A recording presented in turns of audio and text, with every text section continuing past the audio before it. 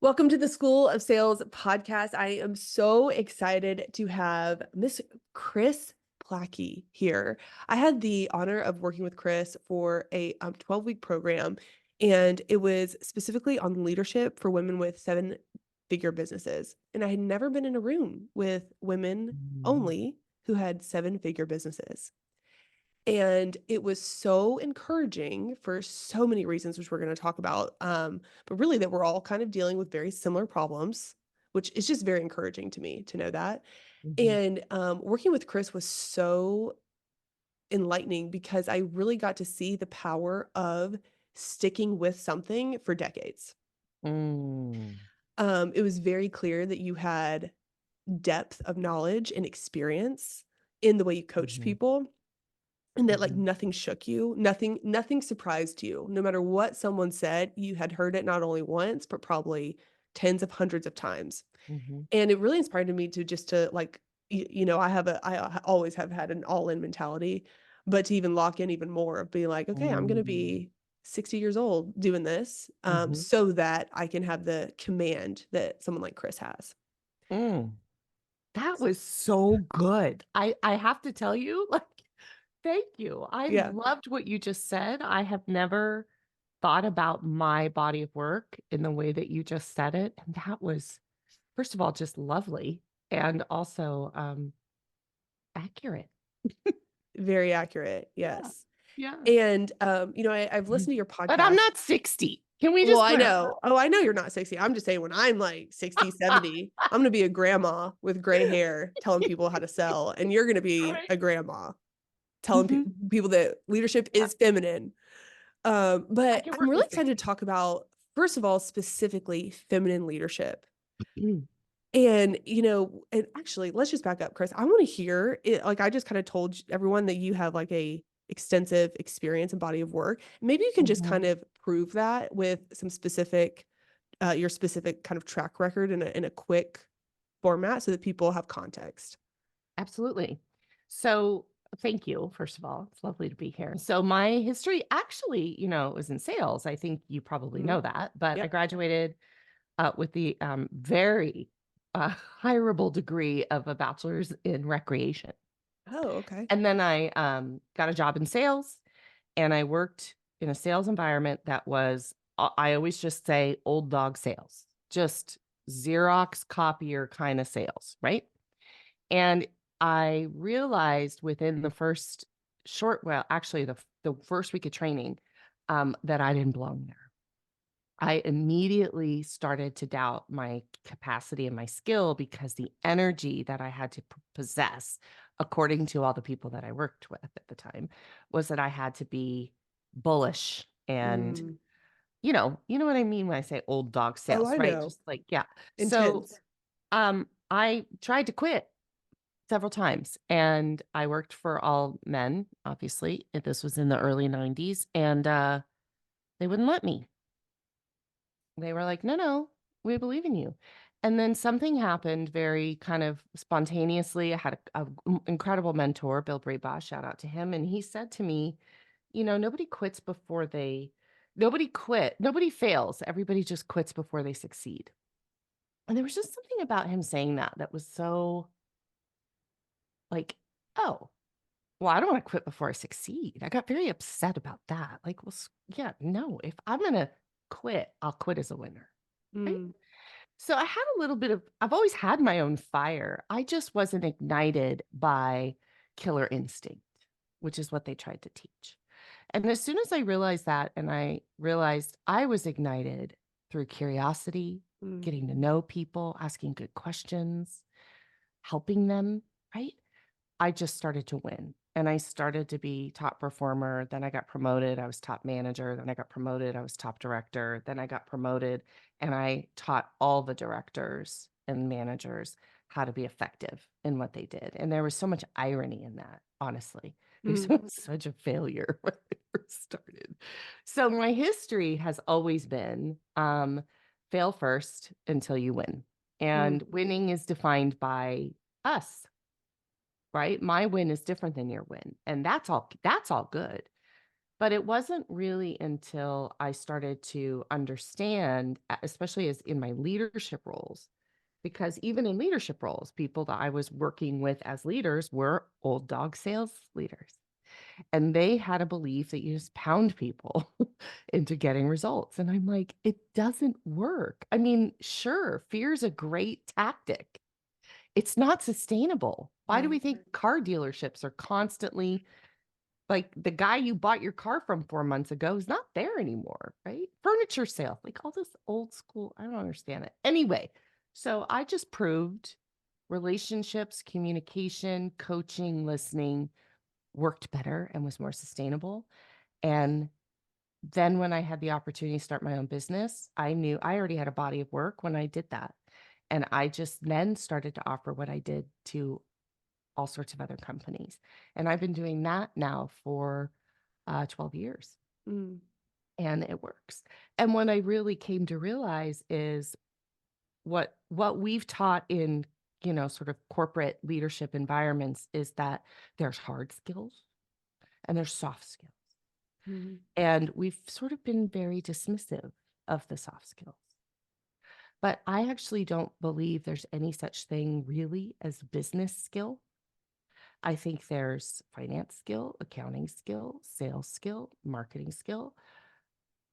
But if you want to be a good leader, you have to be a good human behaviorist. Mhm. And that's how you maximize people and their results. And that's how you create soul in your team. Mm. And that and soul, like a common collective experience that people want to share together, is what delivers sustainable results. But too many leaders, even today, are focusing on making money. What's the product I need to offer? What's the page I need to put on the planet? What's the funnel I need to follow? What's the this, right? Like we were kind of talking about that before we Oh, yeah. started recording, and not like, who do I need to become to attract these magicians into my world who will deliver my dream? Because once you get to $1 million a year in revenue, you can't do it all Yeah. anymore. And that's where so many people find me because they're like, wait, nobody's doing it right. Yeah. Why isn't anybody doing it right? I'm like, yeah, it's because you've just been tactician, doer, forcer, getting it done. And listen, we can do that.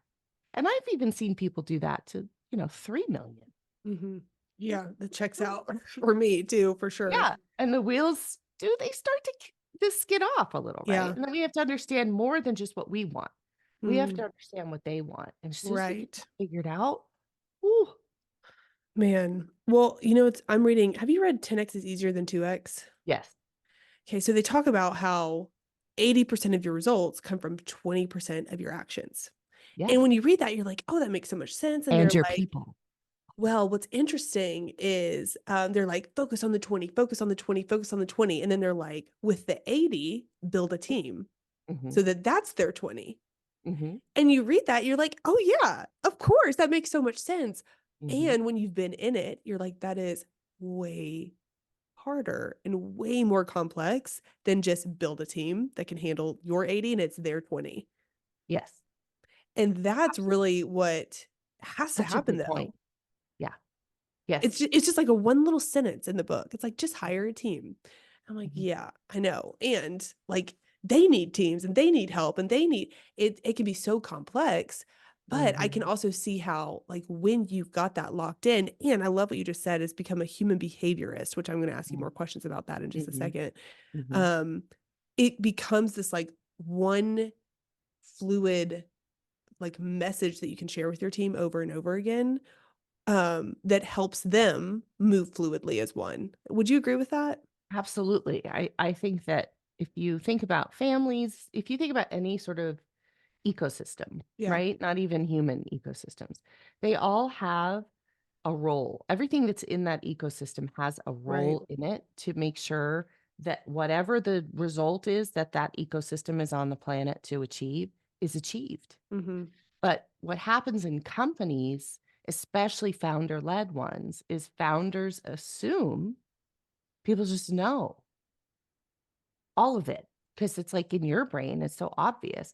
So Right. they hire that I love that you said that's just a sentence in a book It's because just so that's my casual. it's my source of frustration. It would Right. be like, you just need to make more money, It's like, yes, and right? There's so much in there. right. So, it when the better we get at recognizing that I have to get clear Mhm. about the ecosystem I'm trying to build so that I can invite the right people in who can Mhm. deliver on that long-term goal. But we tend to be like, I just need help, right? And people do that because they're hurting so bad. Of course they are. It's so hard. Being There's an so many entrepreneur fires they're trying to put out, all the time. and you can't think clearly Yeah. and consciously when you're in so much pain. Yeah. And you're like yours is a great example, right? We have an expertise, which is what Mhm. got us started. Yeah. Right? We're all practitioners in our own way, but we can't be generalists in this way with all Right. of the factors of your business. You have to be able to lead those elements. You can't understand and know how to do them all. Mm. But a lot of entrepreneurs think they need to know how to do it all. And Mhm. then they put themselves in a corner because they don't know how to hire someone else in who can do it, but they just do Yeah. it differently. Yeah. Yeah. It's like you need to know enough to be dangerous, Mhm. but not be experts. You can't be an Mhm. expert in everything.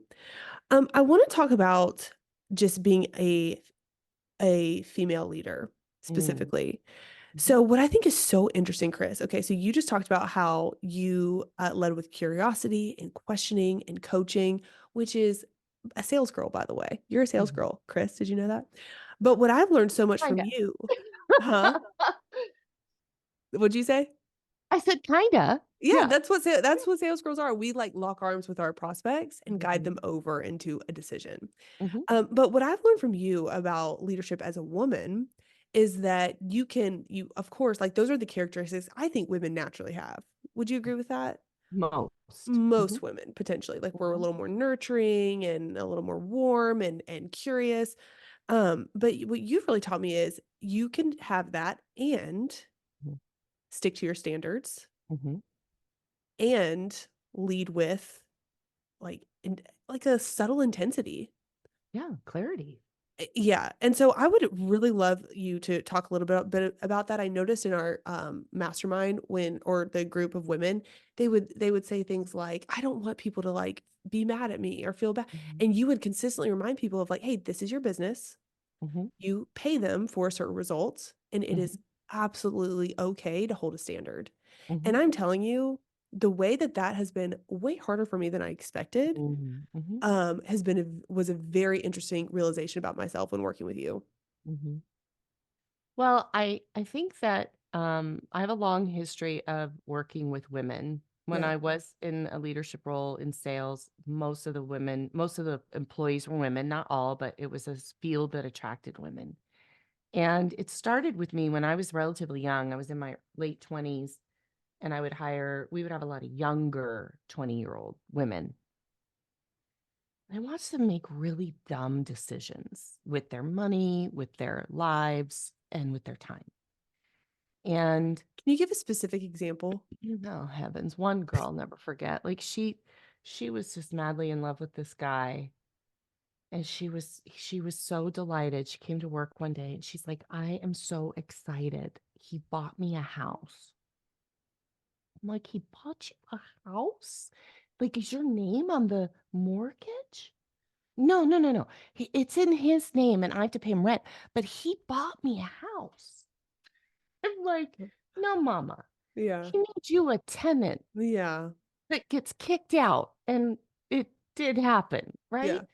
So this desire that makes us, just as you said, like we can argue whether, I'm not a scientist, we could argue whether it's nurture or nature, but women in general are raised to accommodate, be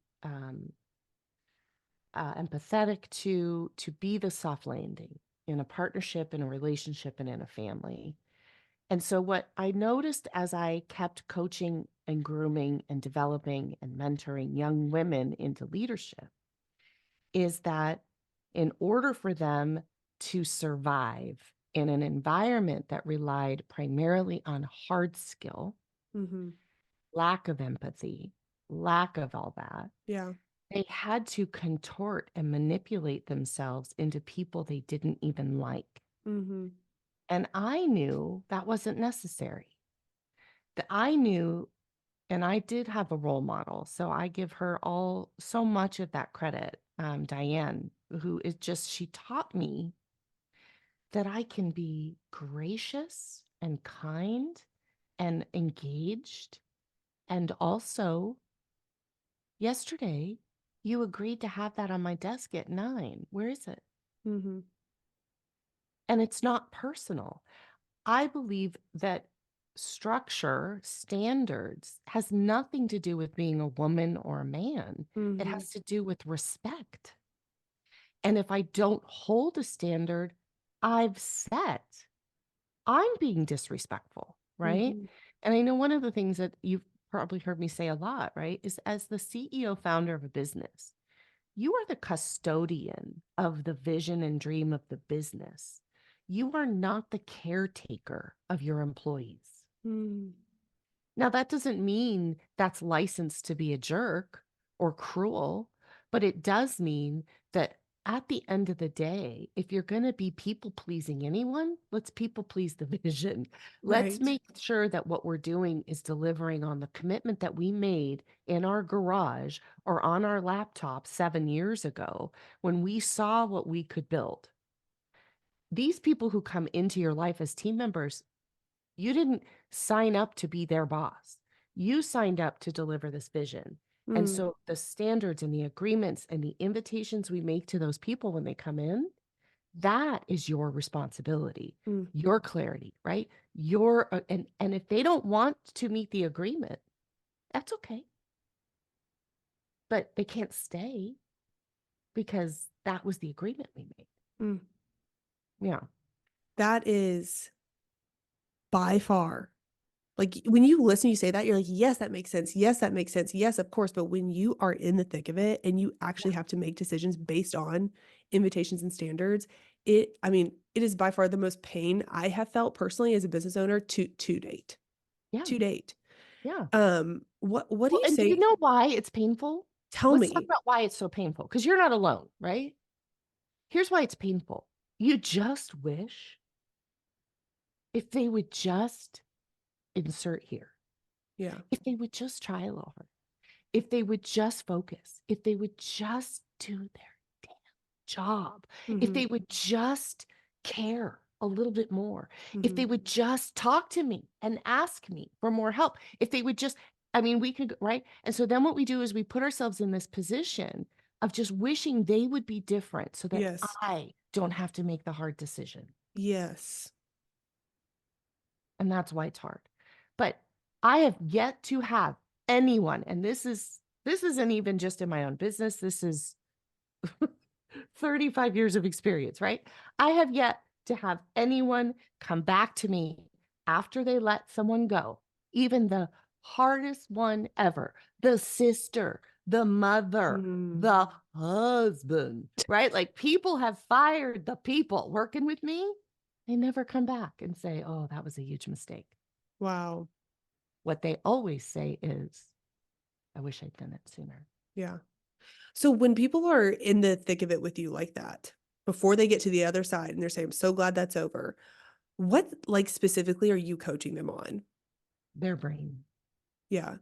Like, how do you help them work through that? Sure. So, I don't actually think there's any such thing as a problem. I actually got Mhm. into it with a client yesterday a little bit. She's relatively new. So, like, oh, you don't know me that well yet. Here, hang on a minute.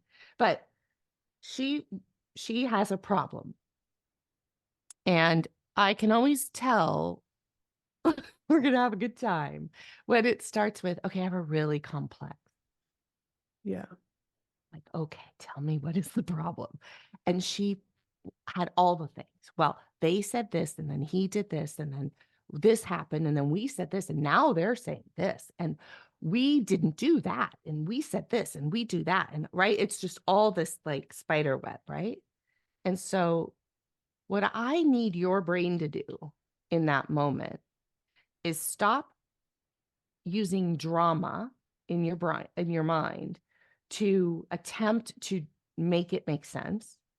And instead, let's just use some math, right? So we're going to get the problem to a sentence.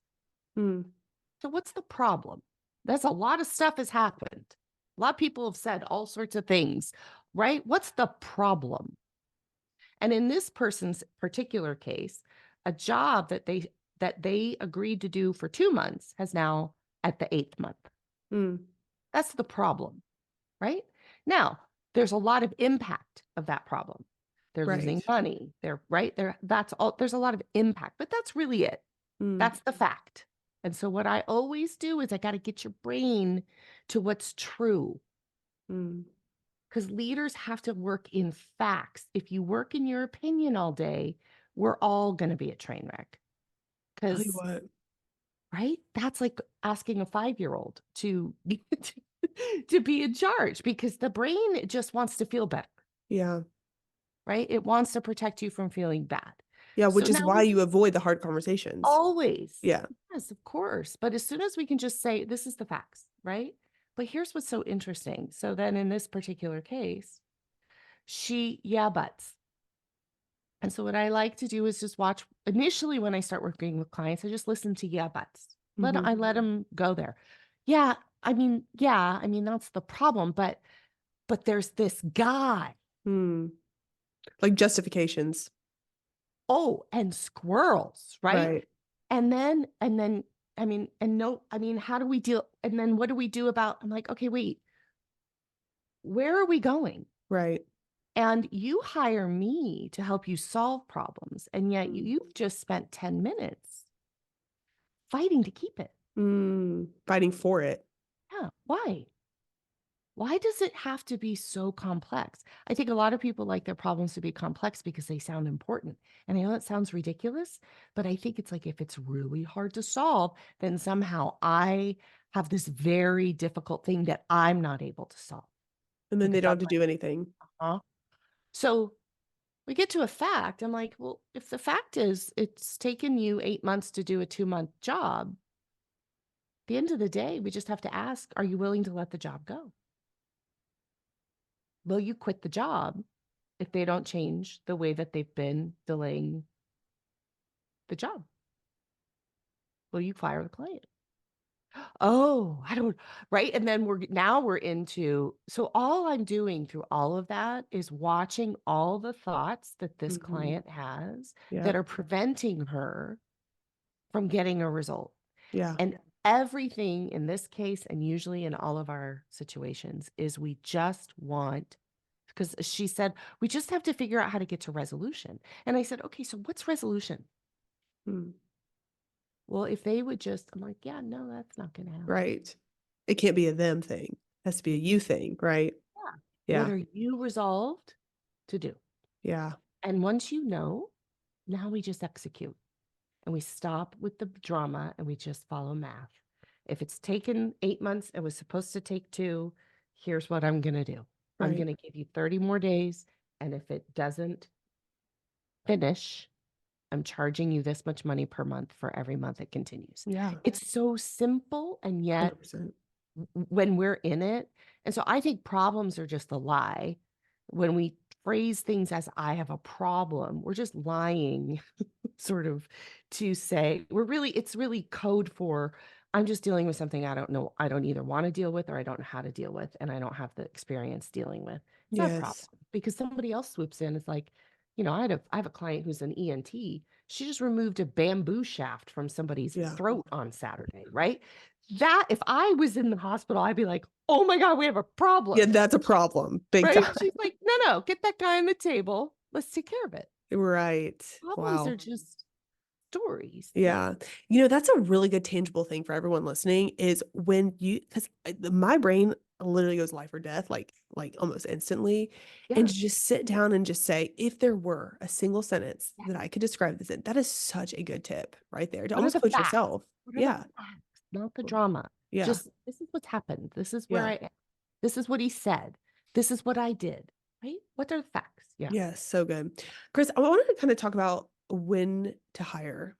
Mm, That is one of the biggest questions I get from my people, my clients, and, my first thing is like, "That's not my expertise." Like, I can't tell you, that I'm gonna give you the right answer, but here's what I do know about it. And it feels so daunting and so scary, and I remember one of the things, that I learned from you is I think you said once you hit 6 figures, you at least need a personal assistant. Like, that has yes. got to be the first thing that you hire, Yeah. which I still don't have, Chris. I don't be disappointed in me. I would love to have one.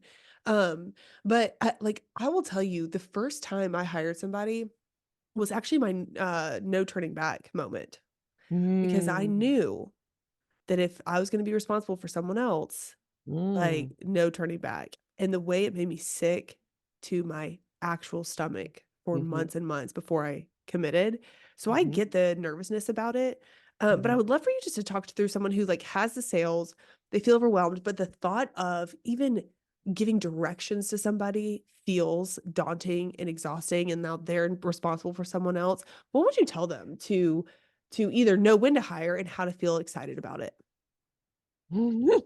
I know I Well, just I opened a don't know can if of you ever feel words. excited about it. Okay. So first of all, yes, getting someone to understand your brain and give direction is a visionary entrepreneur's nightmare, Literal nightmare. literal nightmare. And I'm 54 years old and it's still my nightmare. When I Oh, know I have to like get it out of here and into you, I especially for execution, yes. I sort of I do lose the plot a little Yeah, bit. yeah, But so I say that only because I teach this for a living yeah, and and I it's hard. still have to go through my process. Mm, So the idea of like how do I get excited about it is maybe hard, y'all. And I don't yeah, you don't have to feel excited to be successful hiring. that's You good. have to be you have to be determined to achieve the vision, right? Yes. To build $1 million team. That is gotta be the focus. And I have one other thing I just wanna say because I love the way that you introduced that because it made me realize that we have these beliefs about hiring and building a team that I believe limit us, and then I promise I'll answer the question. The second Yeah. thing is, I don't ever believe I'm responsible for someone else. Mm, And I understand why you say that, and I understand the gravitas of making an agreement with someone and saying, "I will hire you." But I do not believe I hire people. I don't believe I hire anyone for good, mm. and they Like don't work forever? Is that what you mm-mm. mean? Yeah, and they don't Oof. work for me for good. And I think that's our problem, Mm, is we still have an industrial revolution belief system about workers. And that they come in and they get a job in your factory or whatever, and then they get a pension, and then they're supposed to even though we know most people leave every 2 to 3 years, even faster in our younger generation. We still all think that an employer's job is to be a parent, mm. to take care of them, to make sure they have money and benefits and Jeans Friday. I don't freaking know, right? Like that's a paradigm that I Ooh, wish we could shatter because it's why I mean, you're getting me started, Bo. That's why we have such an ownership and accountability problem in this country and in the wow. world. Oh my People gosh. don't accept responsibility for their own results. So if an employee knew, I get to like it's my analogy I've used with probably you heard me with a sports team, right? I'm a Mhm. huge women's soccer fan, right? I'm very mad at the women's national team right now because of all of the travesties they made with their coaching and all the things. But you know what I know? Huh. If you don't deliver on the frickin' field, do you know what happens to you? You don't play? You don't play and you may be Alex Morgan and you don't even get your number back. Mm. And she's been on that team. She's the oldest player. She and Becky Sauerbrunn just lost their freaking numbers. They're on the team, but they're backups. Wow, I didn't know that. And you know what's true? Nobody guesses it. Nobody's like, that club needs to be sued. Right. Oh, the coaches get to make a decision based on your performance. And that's what employee employer relationship should be. Mm, Nobody's owed anything.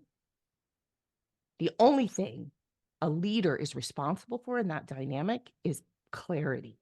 mm, Consistency, right? I will tell you what's expected of you. I will make sure you have what you need to deliver that. I will provide resources and training if that's my responsibility to do that. I will give you feedback. I will follow up. I will give you compensation that is commensurate with the delivery of what you put into my company, but I do not owe you anything. And so if you hire someone, but I say this to my six-figure clients. Don't be afraid to hire because you're afraid you're going to not make money. You're not going to make money if you don't hire. And you can let people go. For as long as you're afraid of firing people, you are not CEOing your company. You aren't, right? So now I'll step off my soapbox and I that will was tell you so good, Chris. it's a philosophy You're that coaching me right now. I'm getting a nice little listen. coaching session, so It thank you. drives me but it does, it drives me crazy. I just with my kids, like, I want all my kids to have their own business. I'm like, "Do not rely on other people to help you be rich or successful or, have ownership. The only thing you need to focus on is what you wanna create in the world, and if you go work for an employer for 10 years, get it." I did. But I was an entrepreneur That's in right. that company, and I wrote all my job descriptions. I created jobs for myself Wow. inside a billion-dollar business. So I don't think if I just waited, That's right. I'd still be answering phones and making 90 phone calls, Wow. right? So good. I'd be well paid, but I'd be miserable. That's right. So when do we hire? Before you're ready. Yeah. So 2 things. If you haven't hired anyone, a personal assistant, a bookkeeper, a graphic designer. These are great people to start with. Get all contracts. Don't hire employees right away. That is a terrible idea. Mm. And I actually love Company of One. It's one of my favorite books. Oh, Um, it's a book about really about just you and a bunch of contractors, which for me is what I've after. I mean, I've led 250 people teams, so I'm good. Like I need yeah. to do that again. And I live in California, so I know my limits. Yeah. And I don't hire employees, That's right. but, you don't actually have to either. Mm. There are tax advantages to having employees. There's lots of great reasons to have employees. So I'm not suggesting everybody shouldn't. I just think you need to know what the difference is. And that could be that you learn that from one of your first hires, which is a great accountant, finance person, or bookkeeper. Mm. But any one of those roles are great, not because of their contribution, but because most entrepreneurs, that's not their wheelhouse. Right. And so you have to learn how to say to a bookkeeper, this is for sure for me, right? I don't know how to do what you do, but here's the result I want from you, right? Right. And that's your job as a leader is you don't have to understand what they do all day, but you have to understand what you want from the role. Every role has an assignment, Yeah, right? and what I've learned from you is what result you want by when. Yes. That was my biggest thing. I never gave it by when. Yes. And so if you're managing someone you've not a role you've never done, you don't you may not know, but you Mhm. know, like you have to know. I always you're right when we write a job description, the first thing you have to know is what is the key result. Mm. So the key result for a bookkeeper could be the timely, orderly, um, precise organization of the business's P&L so that when I get to tax time, I know exactly what I'm doing, That's right? right. It could also be to provide accurate data for Mhm. forecasting and Mhm. budgeting. So, but if I don't know that, then I'm just hiring a bookkeeper. And this is what people do. They hire a bookkeeper and they say, "Oh, you're my bookkeeper. Here's access to all my things." That's right. And then they just send them their numbers every month. And Yeah. if the entrepreneur even needs it. Yeah, I mean, I wrote fresh job descriptions when I was working with you, and it was by far my least enjoyable thing I've done in a long time. Like, I hated every second of it. Listen, I will tell you, Chat GPT has become my new best friend when You it know, and comes to I writing started copy. there. I used and the thing is I hated it so much and I still use ChatGPT. So that just tells you. Yeah. But I mean, it's awful. but It's what you awful. just said, I mean, the thing I will never not think about is like your only job is clarity. Yeah. And like what that's what you're saying is like when you hire, get the result you want by when with Hmm. the if you can give them clarity, Hmm. like that's your agreement right there. Right. And you have something to lean on to go back to if Yeah. things get messy. Yeah. But a Wow. lot of people will say, well, I don't know how to do bookkeeping. That's why I hired a bookkeeper. You don't need to know how to do Right. bookkeeping. You Right. need to know why you Yeah. hired a bookkeeper. You need to know Yeah. why you hired a graphic designer. You know, where we kind of messed up with contractors, I have mistaken contractors as also being a consultant Mm. and relying on their like consultation advice Mhm. when really that Oh, needs to yeah. come from a consultant, not a like it's Yes, two different things. Like a marketing person or an ads person, there's a difference between an executor and a consultant. And that has 100%. really hurt me. Yep. Gosh, Yeah. that's so good. That's so good. I've done that so many times, especially with digital marketing. Yeah, it's not the same. And now it's like getting ideas and stuff is awesome, but relying like they need to come up with ideas, that's not their job.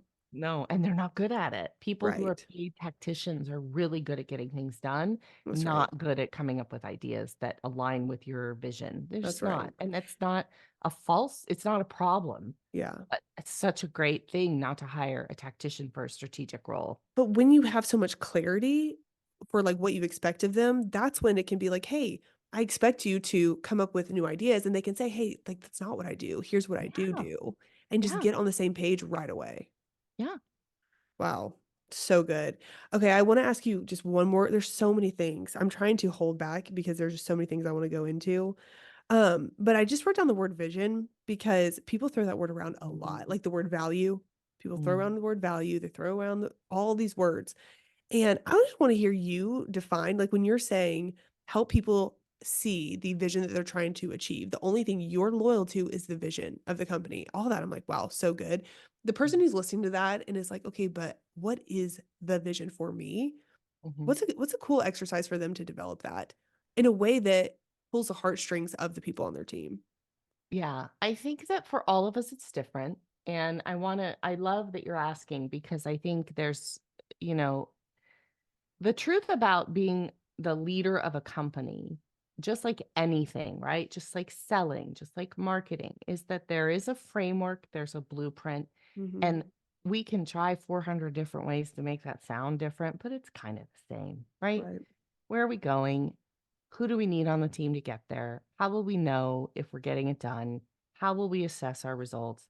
What do we right? Like those are all it doesn't matter what leadership training you do, you're going to get a similar formula. It's the delivery Mm. that is the factor that I don't think we spend enough time on. But the vision to me is what's pulling you forward. Mhm. And you can have what I call your original motivation. I have a client that I is now a dear friend of mine. Um, I just saw we went to a lovely dinner at her house when I was in Florida, and um, her original motivation and why she and her partner started what they started was generational wealth, Mm. right? They came from an environment where they both, you know, average means where they were raised, and they wanted to build generational wealth for their family. And so they sought out mechanisms to do that. And I use that one as an example because I think we all have a different original motivation. I think if I were to tell you what mine was, my first one would be to escape the confines of a corporate, restrictive, compliant oriented culture that just did not suit me, and also B, to prove the power of one thriving woman. Because Mm. then So that's good. the vision of my business, right? I know that when Macy thrives, an entire ecosystem wins. Amen. I know that. I've watched it over and over and over again. We help one woman and we change the frickin' planet, right? So that is what I use in my business. I don't use let's escape corporate hell. I use what I know is pulling us forward and Mm, what the folks on my team rally to. Like they love that. They love my client. They love her story. They love to talk to her. They love to feed her with social media support. They love to, right? Like they love mm, right? My avatar. And then I think if you're my other client who wants to develop generational wealth, sometimes they feel like they don't have that magical, yeah, vision, right? And if that's true, I think you have to unpack how your personal vision, what inspires you, has impacted, like, sort of incidentally, the world, right? And yes. in her case, she's in real estate. She's created so many beautiful places for people to live who would never have had that. Mm, And with really cool policies, and everybody can have their pet where they, I mean, anyway, it's just stuff like, let's just get clear about there's what you want, but then your business now is this entity and it has a spirit and a soul. What's it here for? If we can't say what our business is here to do, I don't know why we have it, right. right? Like, it can't just be about your own money, only because that makes it hard to attract top talent Hmm. who is interested in that mission, unless it's about them making a ton of money. That's And if right. that's true, that could be the vision. Yeah. It's So like, what does the money do for people? yeah. Like, what What is is the, yeah, 100%. It's so good. Yeah. And now really with our younger sort of generations that are coming into the workforce much more, right? We're Gen Zs, et cetera. That is a group of people that are incredibly mission and purpose driven. And we need to speak into that if we want to Hmm. attract their brilliant innovation. Yeah. Hmm. So good. Yeah. Wow. Chris, this was so helpful. I mean, just It's so the, fun. I mean, this, something I will be thinking through a lot is this like parent mentality. Mm, I 100% think I fall into that category. mm, And almost feeling obligate, like it's an obligation mhm, because I love them so freaking mhm, much. mhm. Like my team, like I'm about to get teary-eyed right now thinking about how much I love them. And when you love something so much, you just want to take care of them. And that's okay. It's so Yeah. great to love them. It's so Yeah. like to feel that is so wonderful. Hmm. And it doesn't mean that you won't continue to create programs and offers and things to support them Hmm. internally. It just means be careful that we don't make a family. Yeah. It's a team, not a It's family. a team, not a family. And a family, someone's always living in the basement and Right. not contributing, right? And Right. um, it's delicate. And I think it's one of the reasons why a lot of women think they can't bring that element of who they are to what they do because they think it makes them weak. Right.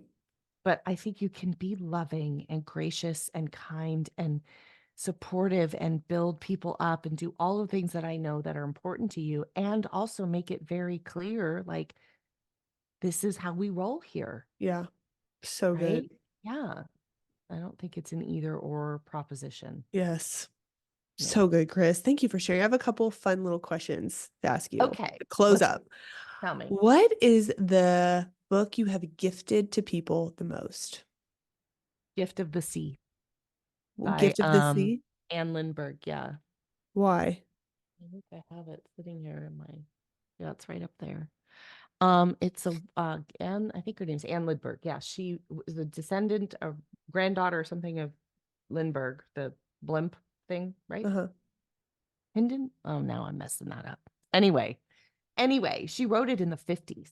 Oh, wow. And she is a mother of 4 or 5 kids. And she used to go spend 3 weeks by the ocean. And the book is just all about being a woman, raising a family, and her point of view of how to be who you want to be and find yourself and be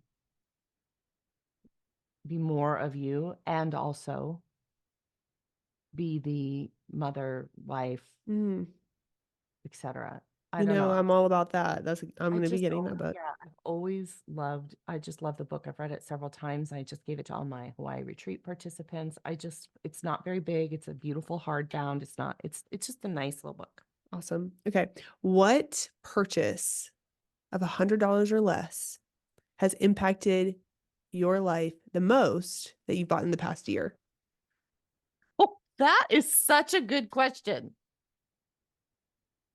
I'm just looking in my office. I'm like, what has that been? $100 or less. Um, okay, this is dumb, but I actually have a really good answer. My phone case, Okay.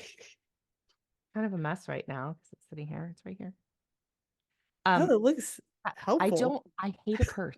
I hate a purse. See, Okay. I'm one of those people, I make lots of money. I don't spend money on purses. I hate the Uh-huh. purses. I hate them because they become luggage. Yeah. It doesn't matter what I do. It doesn't even matter how small they are. So I don't carry a purse anymore. I carry my phone and it has my wallet and Efficient. that's what I have. And I love I it. think it was $22 on Amazon. I love it. Okay, last question. What activity do you do that makes you like feel the most relieved and at peace after a really productive day of work? Pickleball. Okay. Pickleball is listen to me. I'm not very good yet. I'm pretty athletic, so Yeah. I have good, but I'm learning strategy, right? Okay. But here's why. You know what is the only thing you have to do when you're on a pickleball court? What? Think about where the ball is. Mm. There is no capacity to think about what's for dinner. Yeah. What are my kids doing? All my kids don't live at home anymore, right? So like, I wonder what they're doing. What do I need to do for work tomorrow? What should I write about? Ideas for work. Like it all just goes away because my copiously creative, visionary brain. And I'm just focusing on this stupid little ball with holes in it.